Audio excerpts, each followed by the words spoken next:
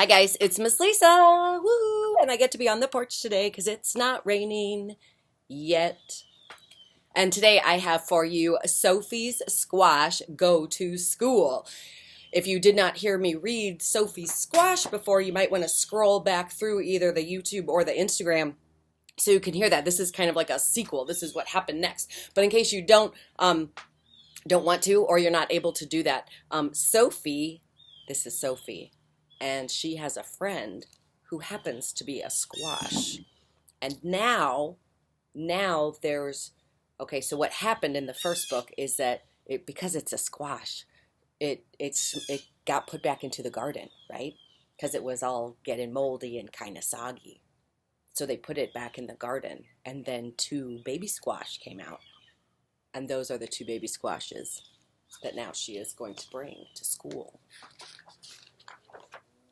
Sophie's Squash Go to School.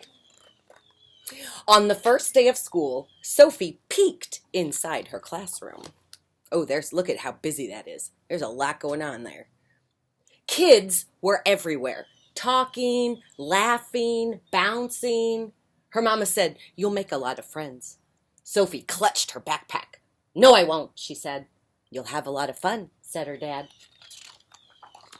But Sophie did not. The chairs were uncomfortable. There's her squash. The milk tasted funny, and no one appreciated her 2 best friends whose names were Bonnie and Baxter. "Are those toys?" asked Liam. "Do they bounce?" asked Roshni. "Can we eat them?" asked Noreen. "No," said Sophie. No. I grew them in my garden, and they are my friends." And then there was Stephen Green. He sat by Sophie at circle time, and he played near Sophie during recess, and he watched while Sophie painted. "Stop breathing on me," said Sophie. "Stephen's just trying to be nice," said Miss Park. But Sophie was not interested. So the next time Stephen appeared, Sophie bounced Bonnie and Baxter on her knees and said, "I already have some friends." "Me too," Stephen said, and he pulled a stuffed frog out from behind his back. "I got Marvin when he was a tadpole." Sophie nodded. Then you don't need me." Well, she thought, that's that. But the next day while she was building a tower, Stephen was working on a puzzle nearby. And the day after that, he peered over Sophie's shoulder when she looked at books. He even chimed in with little-known facts when it was Sophie's turn at show and tell. There's Sophie doing show and tell, probably of Bernie and Baxter. And he says, "Actually, squash are fruit, not vegetables."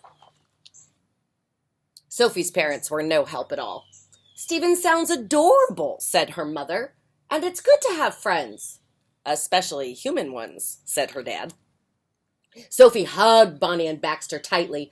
"I have all the friends that I need." Still, Sophie knew that Bonnie and Baxter wouldn't last forever, because they're squash. So when Liam showed everyone how to do his loose tooth dance, Sophie considered joining in. And Roshni spilled her milk. Sophie almost shared her napkin. And when Noreen told her favorite banana joke, Sophie laughed inside her head. Here's the joke. Why are bananas never lonely? Because they hang out in a bunch. Do you get it? But during recess, Liam, Roshni, and Noreen jumped rope while Sophie played hopscotch with Bonnie and Baxter. "Can we play too?" asked Stephen Green. "Marvin's good at hopping." "Sorry," said Sophie. "Frogs make Baxter sneeze." So he sat by himself.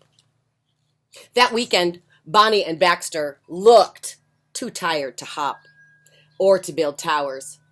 Sophie's mama said, "It's time." Sophie made a garden bed and tucked her squash in for their winter nap. That's what she did in the first book, because her squash friends started to look pretty bad. And so they buried them just like this. And then out of that, boop, came Bertie and Baxter. Sophie made a garden bed and tucked her squash in for the winter nap. "Sleep tight," she said. "See you soon." But spring seemed so very far away. On Monday, Sophie drew squash babies until Ms. Park asked a very interesting question. "What makes a good friend?" she asked. "They play with you," said Liam. They help you, suggested Roshni. They think you're funny, said Noreen. They like what you like, said Stephen Green. Great answers, said the teacher, Miss Pack. Let's draw some pictures of our friends. Sophie drew Bonnie and Baxter, and she was sprinkling matching glitter when Stephen Green appeared. Can I see? No, said Sophie. It's private. Let me see, please. And Stephen tugged at the picture, and Sophie tugged back. Oh, sorry, you can't see. And Sophie tugged back. Then they tugged at the same time, and you know what happened. The picture ripped. Sophie tried not to cry. You're not my friend, she said. For the rest of the day, Sophie didn't talk to Stephen Green. She didn't talk to anyone. Until she saw her mother after school. Sweet potato, said Sophie's mama, that adorable boy did not mean to tear your picture. He is not a good friend, Sophie said, and neither is his frog. The next morning, Sophie found Marvin, that was the frog, holding an envelope sitting in her cubby. Hop somewhere else, she said. And by lunchtime, he had. When Sophie's father opened her backpack that night, Marvin and the envelope were inside. Sugar Plum, he said, this must be for you. Sophie opened the envelope and she found a picture of Bonnie and Baxter and a packet of seeds. Do friends really like the same things you like? She asked her father. Sometimes, he said. Oh, said Sophie. And she thought about that for a very long time. Then she took Marvin outside and sat by Bonnie and Baxter. And then she thought some more. As soon as she got to school, Sophie found Stephen Green. Your frog had a great idea, she said, and she whispered in his ear. And during recess, Sophie, Stephen, and Marvin met with Ms. Park. The next day, Miss Park gave everyone a cup, some dirt, and one small seed. What are these? Said Noreen. You'll see, said Sophie. Can we eat 'em? No, said Sophie.